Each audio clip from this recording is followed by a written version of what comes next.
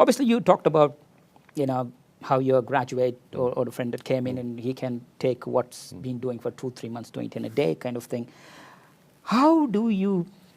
Is there any successful tactics that you found out within building trust within AI, within the team? Yeah. I think being very open, like producer Jack, it's being really open, this is a roadmap. It's like a flowing river. We know it's going to get to the sea somewhere, but we don't quite know where it's going to get to. Yeah. And it's okay to be not scared of it, but it's not a clearly defined route, because as technology, we're using definitely SFG within our new Facilio system, but that's an evolution that we're going through a journey. We know the app we want to get to, but how we get there will be a number of steps that we'll learn on the way, and it's okay to learn on the way. And it's not to be fearful, and if you sit there thinking, I have no idea what people are talking about, it's just that encouraging people to say, I don't understand, can you explain it in a way that I can understand? I think with engineers and some of our partners, supply chain partners, sometimes it's helping them, because sometimes our delivery is slowed up due to our partners' delivery being slow. Yep. So we're very much about working with our partners to consult with them, say, right, how can we help your business to be more efficient and be better? Yep. Because if you're better, we deliver better to our customers. So I think it's a whole way along the supply chain from start to end.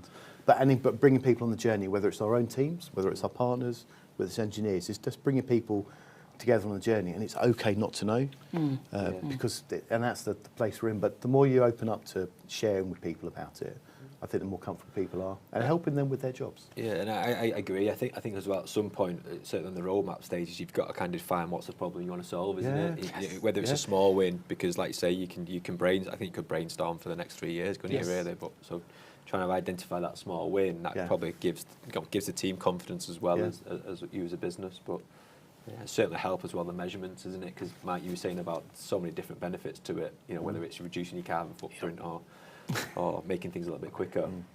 How do you define the benefits when there's so many? Yeah, exactly. How do you choose what the benefit you want to go for first? And again, that's about asking yourself structured questions around it. And if you don't know what those questions are, you could go ask the AI to ask you those questions.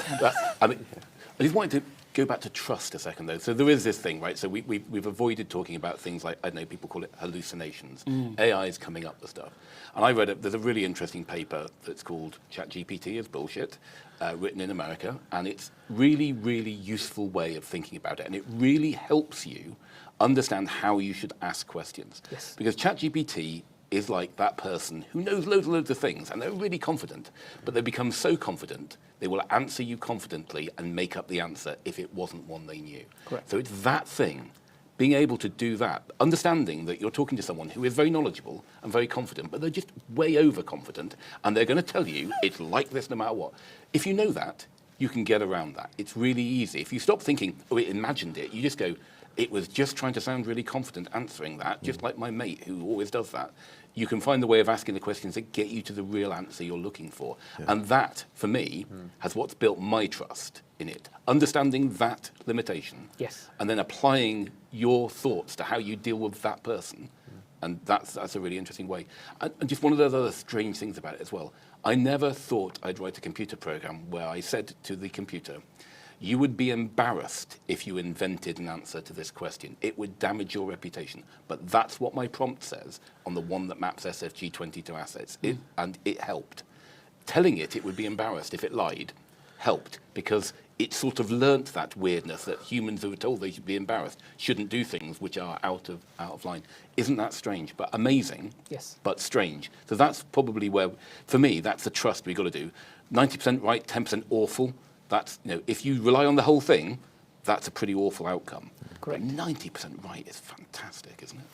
Mike has a valid point. No human is 100% perfect. And ChatGPT is like any other friend, has its own communication style.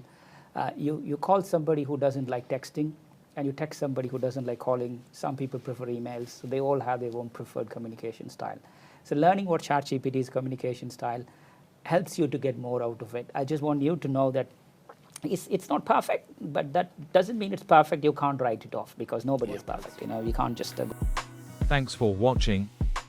For more insights and updates, make sure to follow barchurain.com.